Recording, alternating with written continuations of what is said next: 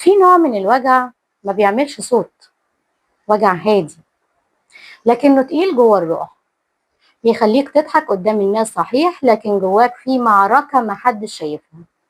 يمكن لأنك مش لاقي حد يفهمك، أو لأنك خايف تتقل على حد، أو لأنك خلاص اتعودت تكتم جواك.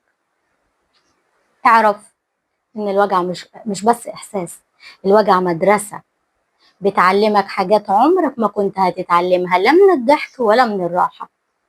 ربنا ما بيبتليش حد علشان يكسره، الابتلاء أحيانا بيجي علشان يرقيه. قال تعالى: وبشر الصابرين. وكلمة بشر هنا هي وعد بفرح بعد كل وجع. الوجع مش نهاية، الوجع بداية صفحة جديدة فيك، صفحة مليانة وعي ورقي وقوة. الوجع بيعرفك قيمة الناس اللي بتهون عليك، وبيكشف لك وجوه كتير كنت مخدوع فيها. ربنا بيسمع حتى أنين قلبك اللي ما بيطلعش في كلمة شكوى.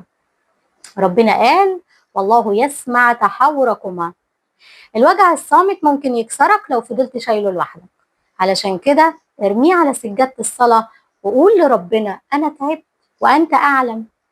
دي كانت دقيقة لقلبك. لما يجي الوجع ما تستعجلش نهايته، اتعلم منه، يمكن هو الجسر اللي هيوصلك لكل اللي دعيت بيه قبل كده.